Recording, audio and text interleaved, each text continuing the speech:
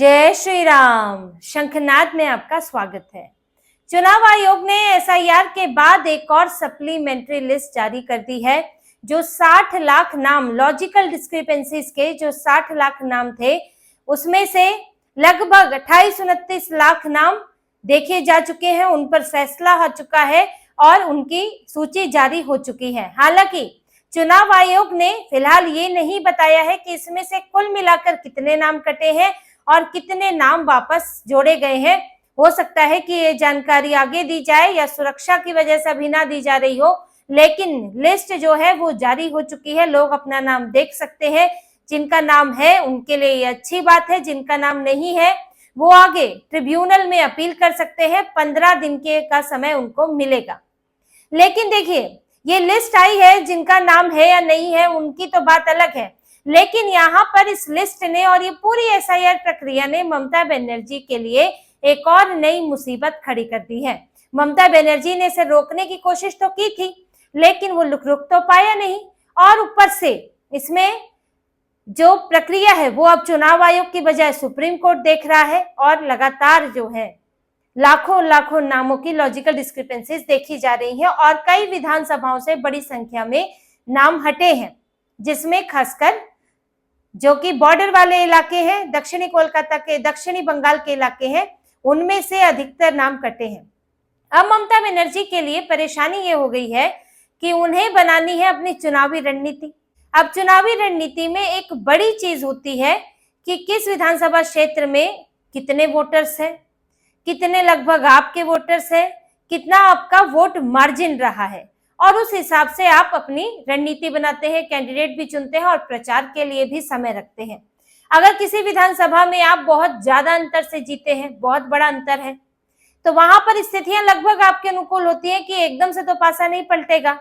जहां पर मार्जिन कम रहा है, जैसे 2000-3000 मार्जिन रहा हो, तो वहां आपको लगना पड़ता है, क्योंकि वहां आप मुश्किल से जीते हैं, तो हो सकता है कि ये मार्जिन आपके हाथ से खिसक जाए, तो वहां के लिए रणनीति अलग तरह की होती है। तो अब ममता बनर्जी ये जो मार्जिन है इसमें फंस गई है, क्योंकि जो सबसे ज्यादा मार्जिन गड़बड़ाया है वो है टीएमसी की सीटों का, यानी कि जो कि दक्षिणी बंगाल की सीटें हैं, जहां ये पूरी तरह से ध्रुवीकरण के साथ जीतते हैं। तो वहां पर अब मार्जिन ऐसा गड़बड़ा गया है कि ममता बनर्जी स्ट्रेटेजी नहीं बना पा रही है। जैसे कि आप देखिए, मुर्शिदाबाद के रेजी नगर में जो विधानसभा क्षेत्र है मुर्शिदाबाद जिले में, वहां पर जो टीएमसी थी वो 68,000 वोटों के अंतर से जीती थी, तो ममता बनर्जी से भी ऊपर था। और वहां पर मुर्शिदाबाद में इस वक्त स्थिति ये है कि यहाँ से 11 लाख वोटर तो कट ही चुके हैं और 11 लाख जो है इनके लॉजिकल डिस्क्रिपेंसीज में है, उसमें से भी अगर 4-5 लाख चले गए तो यहाँ तो 15 लाख का करीब का अंतर हो जाएगा। और इसी की फरक्का जो विधानसभा सीट है वहां से लगभग 60,000 वोटों के अंतर से जीते थे। अब यहाँ आप लगा लें कि अगर हम अभी लॉजिकल डिस्क्रिपेंसीज वाला छोड़ भी दें, सिर्फ 11 लाख जो वहां कटे हैं, तो हर विधानसभा से लगभग 50,000 तो कट ही चुके हैं। तो कहां से आपका कितना गया है? क्या जो मार्जिन आपको पिछली बार मिला था, क्या वो मार्जिन अब मिलेगा? जो कटे हैं वो कौन है? जिन्होंने आपको वोट दिया था या जिनके वोट पड़वाए गए थे, क्या था? क्योंकि मृतक कट गए, पलायन वाले कट गए, अज्ञात कट गए, बांग्लादेशी कट गए, तो इसमें जो बचे हैं वो कौन है? अब ममता बनर्जी की भवानीपुर सीट, जिसमें वो 58,000 मतों से जीती थी, 47,000 जो है उनके इस बार भवानीपुर से कट गए हैं वोटर्स, और 14,000 लॉजिकल डिस्क्रिपेंसीज में पड़े हुए हैं। तो कम से कम अगर हम लगा ले तो 50,000 तो कट ही जाएंगे। अब वो 50,000 कौन है?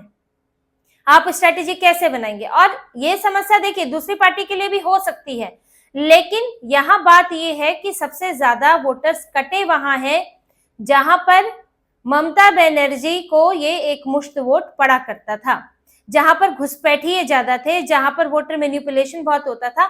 आखिर आपको याद होगा कि नॉर्थ 24 परगना में ही 127 वोट जोड़ते हुए पाए गए थे ममता बनर्जी के अधिकारी। चुनाव आयोग के 3 अधिकारी एईआरओ स्तर के अधिकारी थे और एक डाटा एंट्री ऑपरेटर। ये लोग 127 फर्जी नाम जोड़ रहे थे नॉर्थ 24 परगना में। आप ये देखिए कि समय समय पर ये चलता रहता है, ये नाम जुड़ते रहते हैं। कुछ बांग्लादेशी हैं, कुछ फर्जी हैं, कोई बाहर से आए हैं, तो उनको अपनी अपनी कॉन्स्टिट्यूएंसी में सेट किया जाता है। जैसे कि जहां पर मुस्लिम आबादी निर्णायक नहीं है, लेकिन अंतर बहुत कम है, 50% हिंदू है, 40% मुस्लिम है, तो वहां पे वोटर लिस्ट में आप नाम जोड़ जोड़ कर डेमोग्राफी बदल दो, और वहां पर 50% या 55% अगर मुस्लिम हो जाएंगे तो ममता बनर्जी के लिए जीतना आसान हो जाएगा। तो ऐसे ही नहीं, नॉर्थ 24 परगना जैसे इलाके में 127 नाम जोड़े जा रहे थे। एक तरह से आप कह सकते हैं कि वहां पर जो दूसरा समुदाय है, उस समुदाय के वोटिंग के मायने ही खत्म हो जाते हैं। वो वोट तो देता है, लेकिन उसके वोट की वैल्यू नहीं होती है, वो किसी को हार जीत कराने में सक्षम ही नहीं है, क्योंकि वहां वोटर लिस्ट में दूसरे समुदाय की संख्या बढ़ाई जा चुकी है। और ये खेल लगातार चलता है। इसमें बांग्लादेशी तो लाए जाते हैं, लेकिन बांग्लादेशी का वोटर लिस्ट में नाम चढ़ेगा कैसे? वो इसी तरह से चढ़ाया जाता है, फर्जी कागज बनवाकर, फर्जी तरीके से ये सारा मैनिपुलेशन किया जाता है, वरना तो आबादी आ भी जाएगी तो वोट देने लायक रहेगी नहीं, तो कैसे उसका वहां पर उसकी अहमियत होगी? तो ये पूरा खेल चलता था। अब यहाँ पर यही सब फर्जी नाम कट चुके हैं, तो ममता बनर्जी अपनी स्ट्रैटेजी बनाएंगी किस हिसाब से? और ये इनकी मुर्शिदाबाद, उत्तर 24 परगना, दक्षिण 24 परगना, मालदा, इन सब इलाकों में ये बुरी तरह फंसी हुई है। कोलकाता का भी जो इन्होंने कोलकाता, हावड़ा, इन सब जगहों पर एकदम क्लीन स्वीप किया था, वहां पर भी इस वक्त इनकी समस्याएं हैं, क्योंकि वहां पर भी हजारों की संख्या में वोटर कटे हैं। अब ममता बनर्जी की बैठकों में, टीएमसी की बैठकों में यही बात हो रही है कि हमें इसका जो वोटर लिस्ट आई है, इसका ही एनालिसिस पहले इन्हें करना है। चुनाव प्रचार तो बात की बात है, अब इन्हें इसका एनालिसिस करना है कि यहाँ पर अब कौन सा वोटर कटा है, कौन सा वोटर नहीं कटा है, हमारा ये कुछ सेट किया वो वोटर भी कटा है, वहां क्या तरीके हमारे हो सकते हैं, ये सब पहले एनालिसिस करेंगे। दूसरा, जो इन इलाकों में जिनके नाम लॉजिकल डिस्क्रिपेंसीज में है, या फिर जिनका नाम अभी कट गया है और उनको 15 दिन के अंदर ट्रिब्यूनल में जाना है, टीएमसी के लोगों ने उनका साथ देना फिलहाल बंद कर दिया है चुनाव प्रचार में, और यही सब कैलकुलेशन में लगे होंगे। जो अब वहां पर बूथ देख रहा है, बूथ प्रबंधक है, बीएलए है, वो क्या देखेगा? वही वो पिछली लिस्ट निकालेगा बूथ की, कितने वोटर थे, फिर मौजूदा लिस्ट निकालेगा कि अब कितने वोटर हैं, कहाँ से कट गए हैं, कहाँ से जुड़े हैं। ये काम वो कर रहा होगा बारीकी से, जो चुनाव आयोग से कम कुछ काम नहीं अभी इस वक्त इन लोगों का होगा, कितना बारीक काम करना है। तो कहाँ वो लोगों को ट्रिब्यूनल में उठाकर ले जाएंगे? तो वहां एक समस्या बनी हुई है कि अब इनको देखें कि अपने चुनाव के लिए रणनीति बनाए, समीकरण बनाए कि क्या करें। इन सब में उलझे हुए इस वक्त टीएमसी के नेता। देखिए, ऊपरी तौर पर तो ममता बनर्जी एसआईआर कहती रहती है, एसआईआर के नाम पर जीतना चाहती है, केंद्र सरकार को विलन बनाना चाहती है, लेकिन यहाँ अंदरूनी तौर पर बड़ी समस्याएं इनकी पार्टी के लिए हो गई है कि आप अब इन इलाकों में कैसे मैनेज करेंगे, जहां पर भी अब, और ऐसे समय में जब इन्हें हुमायूं कबीर और ओवैसी से चुनौती मिल रही है, दूसरी तरफ फुरफुरा शरीफ वाले और सीपीएम से चुनौती मिल रही है, कम्युनिस्ट पार्टी के साथ गठबंधन होने वाला है, तो इनके लिए कई मुसीबतें ममता बनर्जी पर एक साथ है। वहीं ममता बनर्जी के लिए अपनी विधानसभा सीट भी एक चुनौती बन गई है, भवानीपुर। अब वहां पर शुभेंदु अधिकारी तो है ही, वहां पर पूनम बेगम भी है, और दूसरा अब देखिए प्रशासनिक स्तर पर भी चुनाव आयोग ने कर दिए बदलाव। 73 रिटर्निंग ऑफिसर बदले गए हैं, निर्वाचन अधिकारी जिनकी जिम्मेदारी होती है पूरी चुनावी प्रक्रिया को देखना, और वो भवानीपुर के भी रिटर्निंग ऑफिसर बदले गए हैं। अब ममता बनर्जी के पहले जो रखे हुए थे टीएमसी सरकार के, जो वहां पर डीएम, एसडीएम वगैरह थे, अब उनका ट्रांसफर हो गया है और वहां पर चुनाव आयोग ने अपने हिसाब से रखे हैं। तो इनका एक जो प्रशासनिक कंट्रोल था वो भी वहां से कमजोर हो गया है।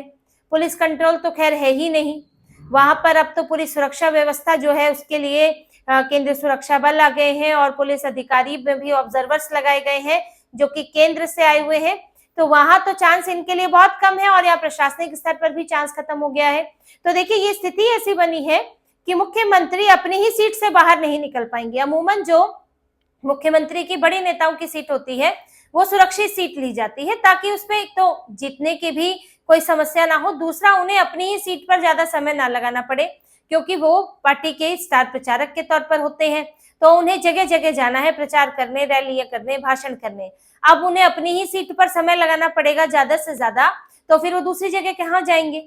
लेकिन इस बार ममता बनर्जी को अपनी सीट पर बहुत समय देना पड़ेगा, क्योंकि यहाँ उनके लिए एक साथ कई चुनौतियां आ चुकी हैं। वोटर लिस्ट से कई नाम कट गए हैं, साथ में पूनम बेगम भी चुनौती देने आ रही है। वहां पर ठीक ठाक मुसलमानों की आबादी है, 20-25% बताई जाती है इस इलाके में, जिसका वोट सीधे सीधे ममता बनर्जी को पड़ता था, लेकिन अब उसमें विभाजन हो सकता है। फिर पिछली बार शुभेंदु अधिकारी जैसे बड़े नेता भी उनके सामने नहीं थे और ममता बनर्जी तब मुख्यमंत्री के तौर पर चुनाव लड़ रही थी और अब फिलहाल वो एक विधायक के तौर पर जाएंगी। तो ममता बनर्जी को उन्हीं की सीट से बांधने का काम भी यहाँ पर हो गया है। वहीं एसआईआर की प्रक्रिया धीरे धीरे पूरी हो रही है। लगभग 30 लाख नाम, 29 लाख नाम का काम हो चुका है। अब बचे हुए हैं वो भी लगभग 30 लाख है, वो भी जल्द ही हो जाएगा और फिर एसआईआर पूरी हो जाएगी। लेकिन आपको एक जानकारी मैं इसमें दूं कि जो डर पहले चुनाव अधिकारियों को लगता था, अच्छा लिस्ट जारी हो रही है, नाम के लिए हियरिंग हो रही है, कहीं पे दफ्तरों पर हमला हो गया, हिंसा हो गई है, अब वही डर किसको लग रहा है? न्यायिक अधिकारियों को, जो जुडिशियल ऑफिसर्स इस काम में लगाए गए हैं। कलकत्ता हाईकोर्ट के मुख्य न्यायाधीश ने एक बैठक ली जिसमें ये सुनिश्चित किया गया कि न्यायिक अधिकारियों को जो एसआईआर का काम कर रहे हैं उनकी सुरक्षा सुनिश्चित की जाए। ऐसा ना हो कि वोटर लिस्ट जारी हो, जो सप्लीमेंट्री लिस्ट है वो जारी हो और फिर यहाँ उनके ऊपर हमला हो जाए, क्योंकि ये टीएमसी और ये सब इलाके हैं, घुसपैठियों वाले इलाके हैं, उनकी हिंसा से तो न्यायिक अधिकारी भी नहीं बच सकते, सुप्रीम कोर्ट नहीं बच सकता। यहाँ तो चुनाव अधिकारी की बात तो छोड़ दे। तो ये जो कह रहे थे उस वक्त चुनाव आयोग बार बार कह रहा था कि हमारे अधिकारियों को खतरा है, जो पुलिस है वो ना कोई एफआईआर दर्ज करती है ना समय पे सुरक्षा देती है। आज वही समस्या न्यायिक अधिकारियों के सामने भी आ रही है। तो ये दिखाता है कि कोई इसमें चुनाव आयोग कोई मनगढ़ंत बात नहीं बोल रहा था, समस्या वाकई थी और समस्या आज भी है। और ये भी साफ है कि पुलिस तब भी हाथ बांधे बैठी रहती थी, अब भी हाथ बांधे रहती है। अब तो खैर चुनाव आयोग के पास स्थितियां आ गई हैं क्योंकि आचार संहिता लग गई है, लेकिन पहले तो चुनाव आयोग के हाथ में था नहीं। लेकिन न्यायिक अधिकारियों की सुरक्षा भी सुनिश्चित की जा रही है और सप्लीमेंट्री लिस्ट का डेटा भी समय बाद में हो सकता है दिया जाए या दोनों लिस्ट का एक साथ दे दिया जाए। कुछ आंकड़े, क्यों लिस्ट तो आप देख सकते हैं लेकिन ओवरऑल आंकड़ा तो फिर चुनाव आयोग ही बताता है। पर जो भी आएगा ये तो है कि लॉजिकल डिस्क्रिपेंसीज में भी कई नाम जो है वो कटे हैं। अब जो भी आएगा वो फिलहाल ममता बनर्जी के लिए कोई भी नतीजा जो है वो टेंशन बढ़ाने वाला ही होने वाला है। तो इसी तरह की और खबरें और विश्लेषण आपके लिए लाते रहेंगे। हमसे जुड़े रहिए, सब्सक्राइब कीजिए, कमेंट कीजिए। बहुत बहुत धन्यवाद। जय श्री राम।